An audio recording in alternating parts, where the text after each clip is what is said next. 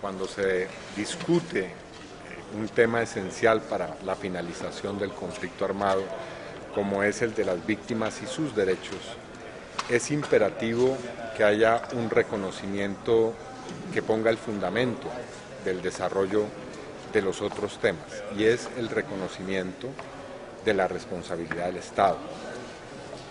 No solamente en el conflicto armado, sino también en violencias, en crímenes, en situaciones que se han presentado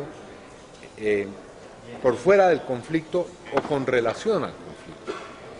Hay en Colombia millones de personas que han sido afectadas directa o indirectamente por la violencia de Estado. Esa violencia ha tenido un carácter institucional. Nosotros como movimiento de víctimas sostenemos que esas han sido políticas, patrones de comportamiento, acciones de carácter sistemático, que no se han limitado simplemente a hechos individuales o aislados, sino que han tenido incluso la connotación de genocidios de carácter político. Así que sería absurdo que se llegue, por ejemplo, a una visión en una comisión de la verdad o en un proceso de verdad al final del conflicto armado en el que la única responsabilidad sea de las guerrillas. Eso sería absurdo. No se puede librar una guerra en la que han pasado 50 años o más de hechos violentos y al final simplemente aparecen una parte del conflicto como responsable y tal vez algunos agentes individuales de la otra como involucrados en esa clase de responsabilidad. Así que ese es un asunto fundamental, y es fundamental no solamente para las víctimas, para las familias, para las personas, para las comunidades, para las organizaciones que han sido reprimidas, perseguidas, exterminadas, sino para la propia sociedad colombiana, para la paz, para que la paz sea una paz auténtica, democrática, para que no se vuelva a repetir los hechos. Así que ahí hay un punto, digamos, de base. Pero más allá de eso, además de ese reconocimiento, tiene que haber hechos fundamentales. Uno de esos, el Estado debe reconocer que no solamente cometió hechos criminales utilizando a sus fuerzas militares, a sus fuerzas de policía, a sus organismos de inteligencia, sino que en algún momento, más o menos, por decir algo, a mediados de la década de 1980, aunque esta historia es más compleja, comenzó a utilizar una estrategia que podríamos denominar de descentralización o decisión de la responsabilidad y poner en terceros, sean los paramilitares, sea la delincuencia del narcotráfico, la responsabilidad por sus acciones. Es decir, como que el Estado se desdobló y puso a un tercero a operar para cumplir tareas de carácter político, represivo, de persecución o de exterminio en cabeza de otros. Y entonces ese reconocimiento significa ni más ni menos que parte del proceso de paz tiene que ser la eliminación del paramilitarismo, que sigue hoy existiendo, que sigue hoy siendo una estrategia. Y además, por supuesto, el proceso de paz debe traer la depuración, lo hemos dicho muchas veces, de las fuerzas militares, la responsabilidad al más alto nivel del Estado debe ser también aclarada, pero además debe haber, por supuesto, una reducción de las fuerzas militares y de policía y de los organismos de inteligencia en las condiciones de un eventual posconflicto o posguerra, como queramos llamar.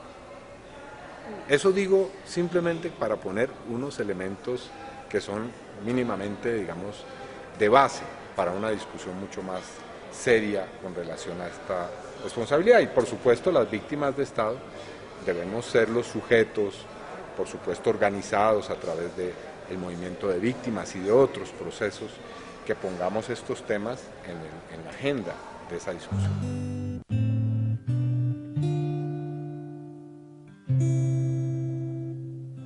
Yo creo que es evidente que la crítica que hicimos como movimiento de víctimas en los orígenes de este proceso ha demostrado su justeza.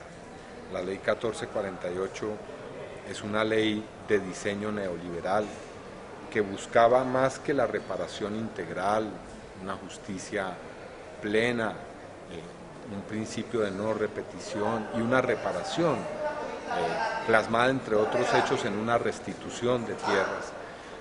Pues todo eso correspondía y ha correspondido en esta ley simplemente a una, digamos, a una presentación engañosa y como toda política neoliberal de carácter residual, es decir, las políticas neoliberales intentan mostrar como satisfacción de derechos de la gente otro tipo de formas de atención de las necesidades y de esos derechos, como por ejemplo el asistencialismo, la acción humanitaria, o simplemente el otorgar ayudas puntuales como formas de reparación.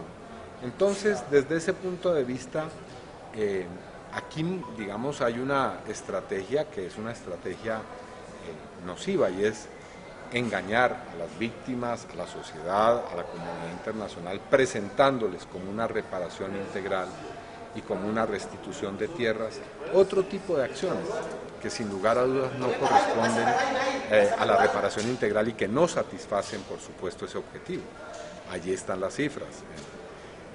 Llevamos prácticamente 3 años de la aplicación de esta ley y un número muy reducido de víctimas, tal vez el gobierno dice 300.000 han sido objeto de esos programas. Es una cifra realmente irrisoria.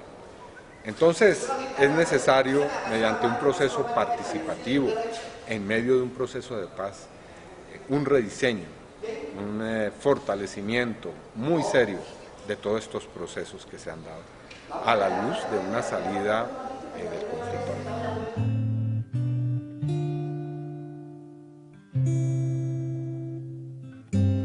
A mí me complace mucho que el movimiento de víctimas haga su encuentro ahora en confluencia con otras expresiones muy importantes del movimiento social, que esté allí Marcha Patriótica, Congreso de los Pueblos, las constituyentes que se han venido organizando en muchas partes del país para tocar distintos temas.